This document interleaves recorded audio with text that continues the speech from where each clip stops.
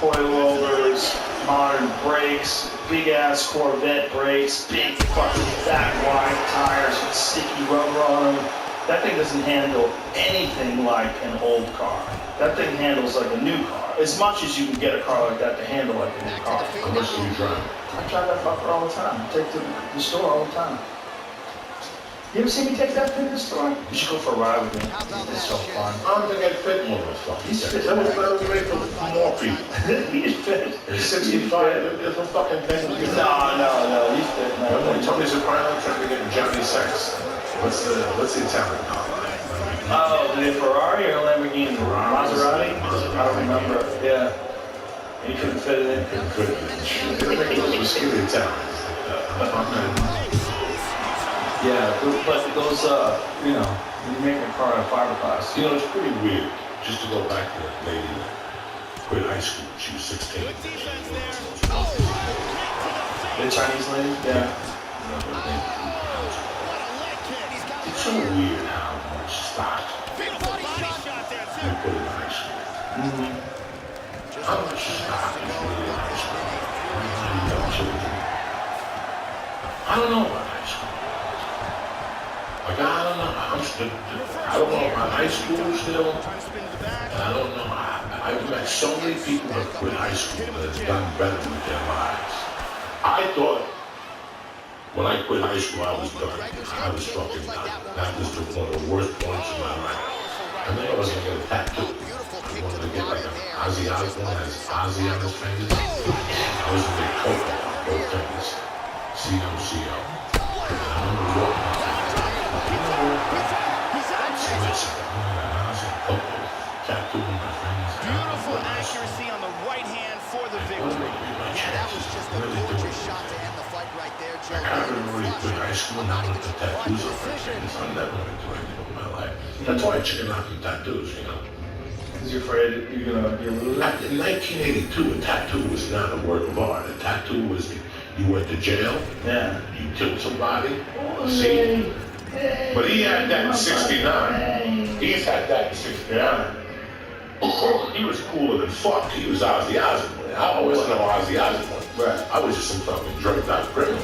Yeah. But I knew that if I quit high school and put C-O-C-O, I was doomed for life. Like on both hands, I was gonna be doomed. This is a true story, bro. Like I remember someone walking to the tattoo place outside Park.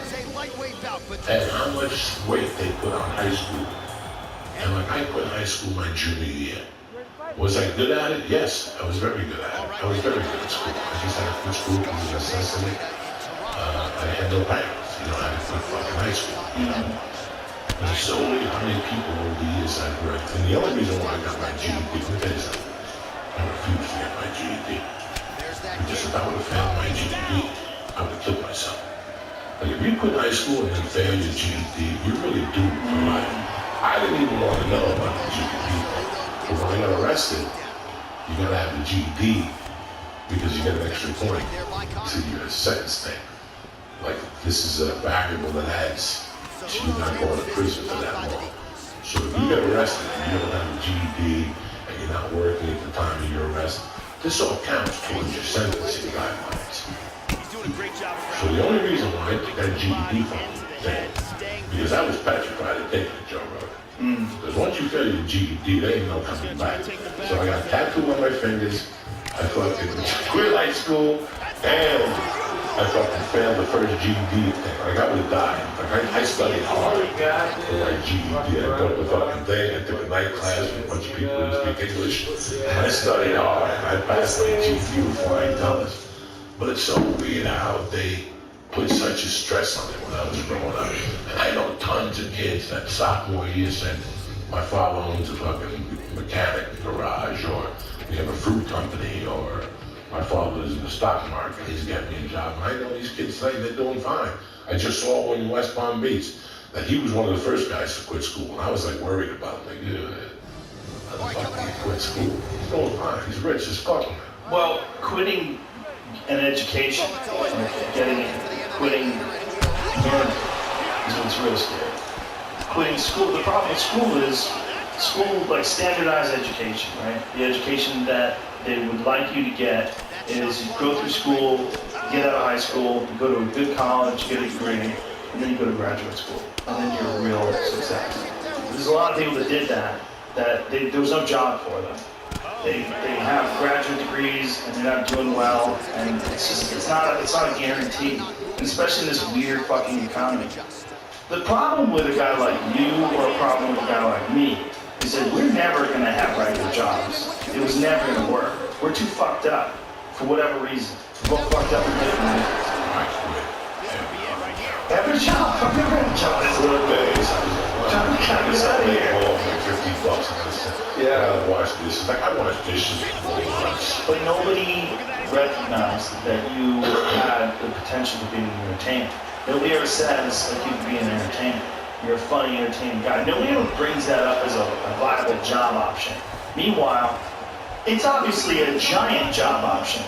All of our friends that are like you or I, that are comics, they were all fuck-ups in high school. They all barely made it through whatever job they had. They hated every second of it, and they all thought they were losers. That's one thing we all have in common. We were all worried that we were going to be a loser. But none of us had someone who said, hey, Joe, you're fucking funny. You could be a comic. Try to be a comic. Go to an open mic night. Give it a shot. You know how much comics make a weekend? A comic with a headline at a club in the weekend might make $1,500. You'd be like, what? $1,500? You're telling jokes? You can't. $1,500. You'd be like, that is crazy. And you talk about what regular people are making, busting their ass all week. You just show up on a Friday, do 2 shows on a Friday, 2 shows on a Saturday, 1 show on Sunday, and you'd make $1,500. You'd get home a lot of times with cash. You'd be like, how do I do this job? What is this job? No. How can I you gotta become an apprentice? It's so weird how I could look you in the face and tell you something. I knew my freshman year. You ready? Yeah. I knew one thing for sure. What? I did not want a day job. No job. No. Yeah. I didn't say that. I wanted a job. But not a job. You sit in an office. No. There was no day job in my future. I was either going to be a bartender, a waiter. I was going to work in a warehouse like there was a company, White Rose in Sea Caucus. It's a frozen warehouse where you just got lobster tails and shit. You had it bundled up. They paid you $22 an hour. Yeah. They gave you $1,000 every 90 days to buy clothing. Like I was set to do that. I had no problem working 9 to 6. I knew one thing about my life, that I was not taking a day job. Because the people I grew up with, my mother did not have a day job. My mother went, opened the bar at 9, set the bar up, beer, boom. Like 10:30, she was in Harlem, picking up this, going to a Met game, eating Chinese food. She didn't go back till 7 o'clock. She worked. I had no problem with work. My first big job was bartending from 5 to 1. I just knew that my days were mine. I like that. I wanted to be opposite of everybody else. I wanted you to leave the fucking house when I walked in. I'm gonna make my own eggs. I'm gonna smoke a joint. I'm gonna watch TV for an hour. Sleep till 2. Get up, lift weights. Independence. That's what I did not want a day job. Some people want the opposite. Some people's personalities is they want to go somewhere where someone tells them what to do. They want to sit in a very safe, structured environment and do boring shit. There's a company in my town named APA, Anthony and Paradoro. When I was a kid, APA fed everybody. The deal was you went down there, 1982, let's say. It was $17.50 an hour. So you shaped. Did you ever shape? What's that mean? Shape is you just go down there and they look at you like Marlon Brando and on the waterfront. You stand there like a fucking moron and they come up to you. We need 6 people tonight. You look pretty strong. And there's 30 people against the call wall. it shape? Shape up work. You gotta go sign up at the hall. So if you're a longshoreman, all that shit, if you don't have work, you go do shape up work. So you just go down there and wait for your badge number to be called. And then they give you work. So I used to work at APA as a shape guy. So you get on APA, right? It's the first night you're in the basement. He sees I'm a fucking mule. I'm a mule. And you ain't gonna break me. The shift started at 7 and it went till 6. But sometimes at 6 I know the fucking Volkswagen engines come in. And here you are with another fucking gorilla picking up Volkswagen engines. So what I used to do was You couldn't work more than 6 days a month. You had to put you in the unit. So I would work APA, light truck, whatever. There's 3 different companies that you could shape for. So what you did was, to get into the union, was once I found out Joe was cool and Joe knew I worked, I threw Joe a yard check. I threw you 100, so I had guaranteed 2 days a week work, which is still $18 an hour plus overtime. So I could shape up work. And then if you completed the 12, if they made a mistake and they gave you 12 days in a month, now they had to hire you full time. And your mind changed forever. APA, that guy in Paratura that owns, you know what he owns now? The fucking ferry. Like the ferry that goes back to New Jersey, back and forth from Jersey to New York City, that's in Paratura. He didn't stop growing. And when we were kids, his facility, he took such care of his employees. His gym, when the New York Knicks went from Long Island, New Jersey, that's where they practiced the first year. That's how good in the 70s his gym was. Like if you loaded trucks, you were allowed to use that gym. You already had shit that Murphy had. He had fiberglass backboards, he had warm weights, he had shit that nobody had, like at that time. Wow. But my point being that was what I had in high school. I could do shape up there. And I could still make a living, and eventually somebody was gonna hire me. I was gonna work like a fucking mule, but I'd still be making, $1,500 a week. Right. 1980s. That's a lot of money back then. Which wasn't bad. Those are the guys that buy the boats and they go to Atlantic City and they can wear white shoes on the weekends. No they socks. make more than everybody else. Yeah. You make great money now. Yeah. So you shape. You could also do that as a longshoreman. You go down to Newark and stay there, and then after 15 days, if you get from the union, they'll charge you $5,000 for a book. Which just means that you get $5,000 at the end, you got benefits the rest of your life. Insurance and pension. Yeah, and you realized that you weren't going to work. I did not. I knew that, but I liked that night loading shit. You know how many nights I walked home on Route 3? How many days after loading the truck all night, walking home on Route 3, because I didn't have no money for the bus. I just had no money for the breakfast. And I would walk up and get breakfast at a time, and I'd go to sleep, fucking go to sleep. I didn't know anything. Comedy didn't come into my radar till a month before I went to prison. A month before I got locked up, a month before I got arrested for the crime, never mind prison. There was a salesman they hired, and I just really did not get along with him as a person. He was American Indian, a piece of him was American Indian, and he even had that Charles Bronson look in his eyes. And one day, me and him got into a beef over the customer. He said the customer was his, it was mine, and me and him banged it up face to face, and had to break us up. But about a week later, I was unemployed. That means you're outside waiting for a customer to try to get a customer on point. And he came out and he was, man, listen, I don't know what happened between us. Changes up his footwork a little bit and tries to avoid further damage to the midsection. If I was 25, it was about 40-something, 44, 45. And that fuck, you know, he was doing drugs. And another one, he's in trouble. The tough guy looked down on me like, man, I would never raise my hand to somebody old. I don't know why, what happened that day. But he came up to me, put up his hand, and he was listening, man, I don't know.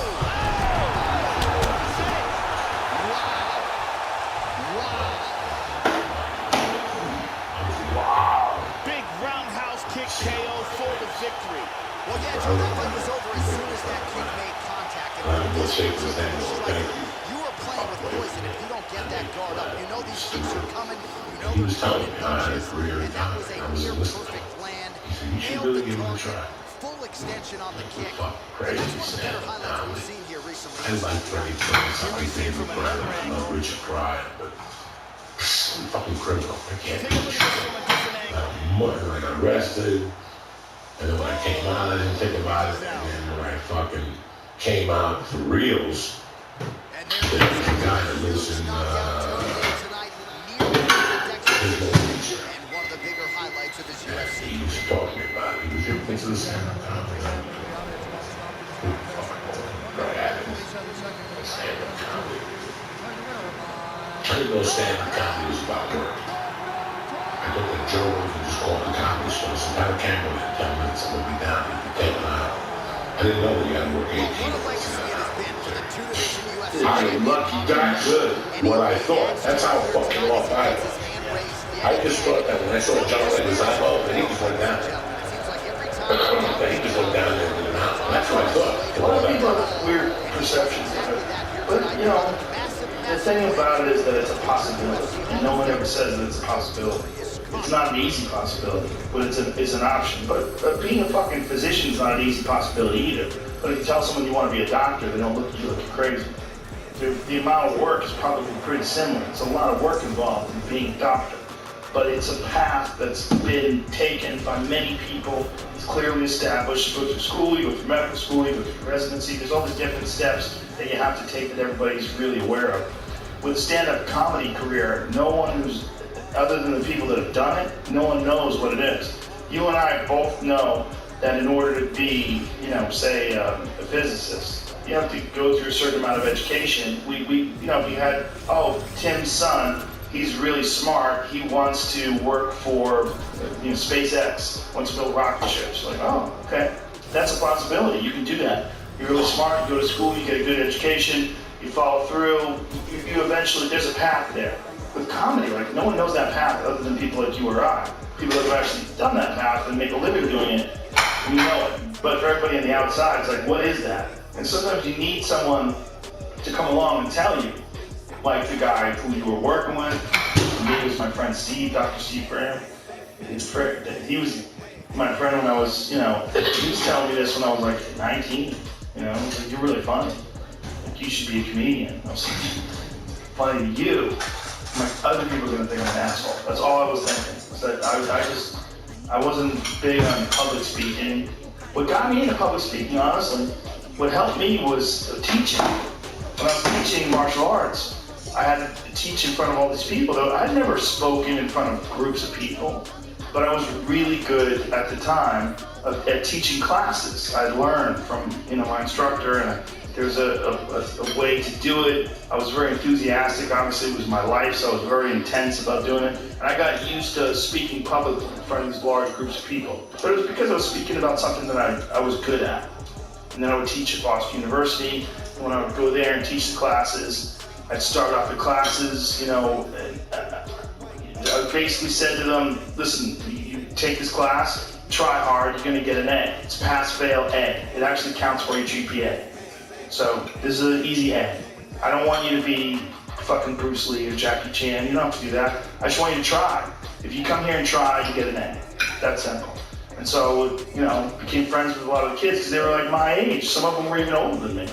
And I was teaching them. So that was how I got into public speaking. What was the first time, I want you to think before you even answer, besides stand-up comedy, were you ever on a stage before that? No. Improv troupe in grammar school, a play, in high school, playing grammar school. In college, I didn't do any, I don't think I ever did anything. Maybe if I did, I don't remember. But in college, I took a course on public speaking. It was like some sort of course where we would do like little play. It was terrible. The teacher was terrible. She was this short little lazy lady. She was so lazy. Like the way she would give classes it was continuing education program at UMass. She was just terrible. And there was the people in the class where it was very loosely organized. She didn't explain the lessons very well. And you know, we had to put together some little play. I remember it was me and this girl and this guy. We made some little funny play. We wrote it together. It was around the same age. I was probably thinking about doing stand-up. I was probably 19 or 20 at the time. I always shunned from all that stuff. I was always embarrassed. And my sixth, when I got thrown into Catholic school in the 6th grade, I had this guy, Mr. Levita. And on Fridays, you had a choice to fucking be part of the ecology club or hang out in the class. I don't know what made me, I was in love with Frankie Valli. All right, and my eyes adored you. So he would make me every Friday go up to the front of the class and put My Eyes Adored You on a record player, and I'd sing it. like not lip syncing. I'd really sing it because I really had a good voice growing up. I was in a band as a singer.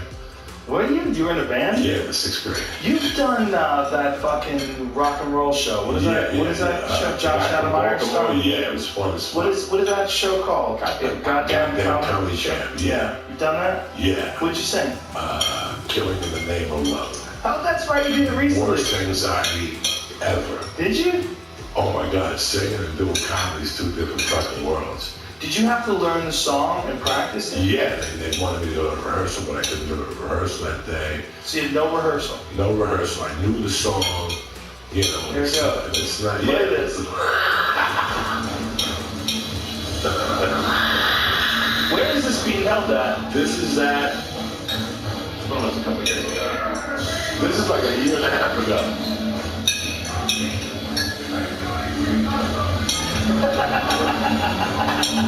I love music. I love all this shit. I just can't.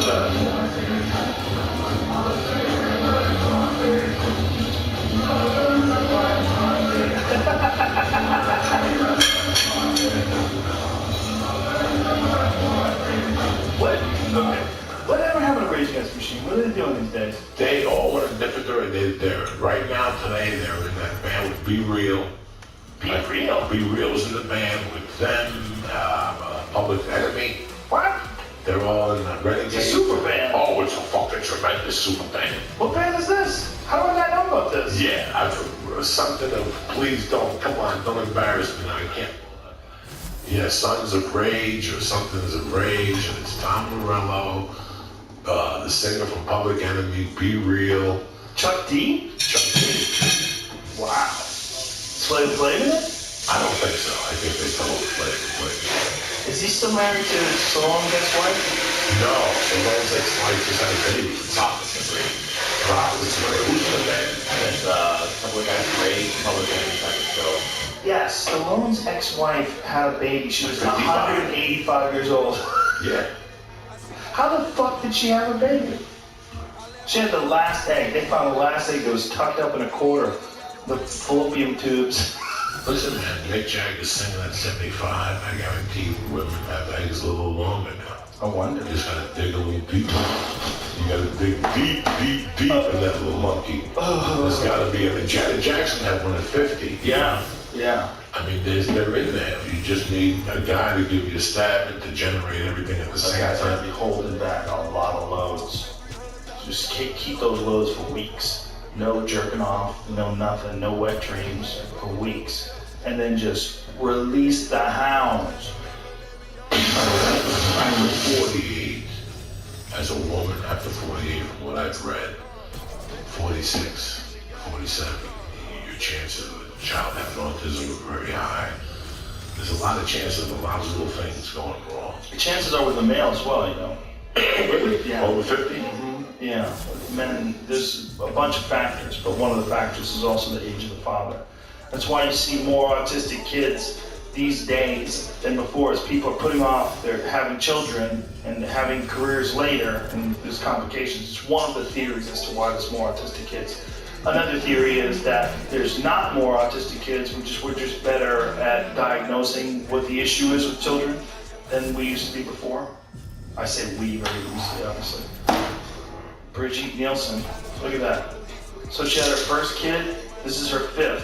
She had her first kid when she was young and vibrant, and the 5th kid when she's basically a monster.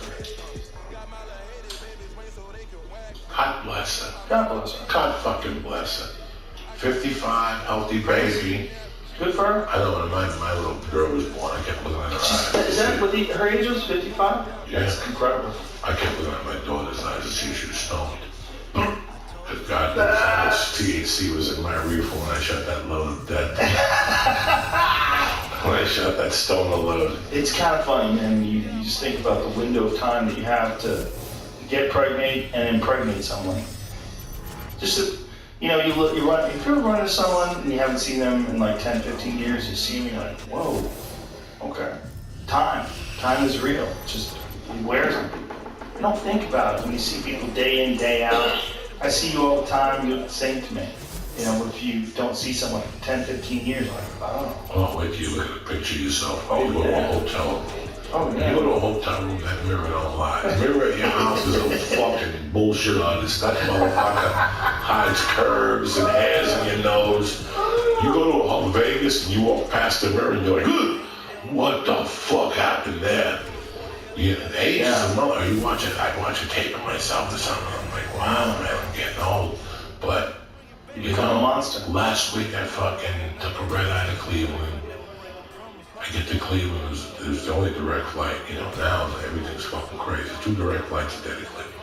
Everybody's got a flight that takes you 19 hours. Right. So my choice is whether to leave at 11 in the morning and leave a day earlier, which ain't happening, or take a red eye that night. I took the red eye. And we landed at 6 in the morning, which is 3 LA time, which I'm never up past fucking 12:30 anymore. And I took a thing to the hotel, me and George Perez. You know, and for a couple minutes I was a little like, look at my fucking life. I'm 55 and I'm fucking taking a red eye to do Cleveland. And when I got to the hotel room, I sat down, I said at my computer, I'm like, how fucking lucky am I? I'm still doing spots at the fucking store. I'm still going out and doing weekends. I never dreamt of this past 48. And I'm 55 and headlining, having a great time. People laughing my fucking balls off. We forget for a moment of time. What happened was the car didn't show. And I didn't even get pissed off. I just said, George, let's hop in a car. We walked 50 yards, there was a cab, and that was the end of that.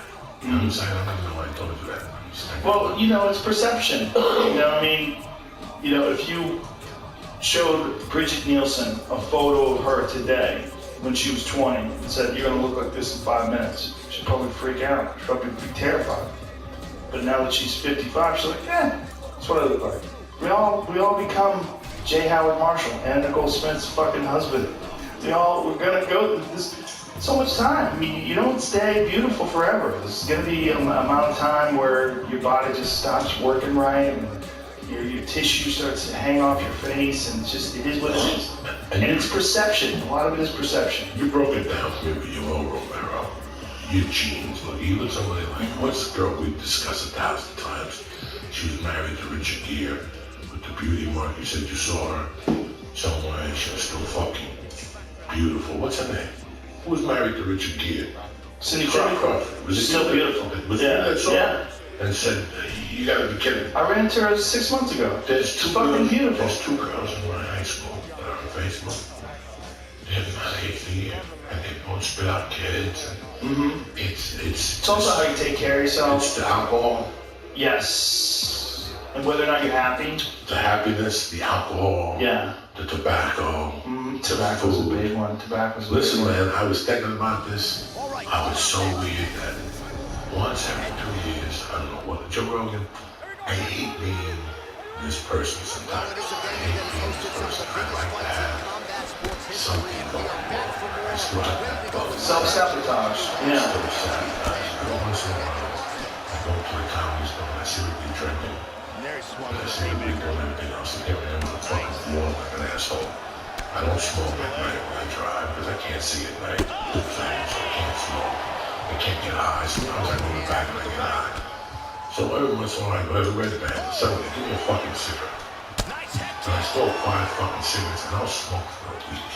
You know what I do? I'll pack the cigarettes at 8 o'clock at night and smoke like a fiend and throw them around the car on the way up the hill. You know how bad I feel the next day? You could see how bad fucking cigarettes are. And what we do is alcohol. You can see. Now, when you say this, how many cigarettes will you smoke? Like in one night? Yeah. 12. Really? I'll throw the other 8 away in the garbage. Wow. And then the other day. That's a lot. That's a lot. Because I'm a sandwich. Okay. When was the last time you did this? About 2 months ago. Really? Yeah. And you don't worry And then I didn't do get it. your hands? No. I could do all that shit is bullshit. Why do you think I said that shit to you last week about the end? I wasn't fucking around when you were trying to be cute. I do everything. I'm sober, but I do everything. I'm sober right now, but I do everything. I don't do coke, I don't do heroin, I don't do oxycontins. Right. But on the road, people give you shit. And sometimes I put it in my pocket. On the road, people give you shit. Oh, people give me shit all the time. You take the shit people give you? All the time. I just took some acid fucking, somebody gave me blood acid.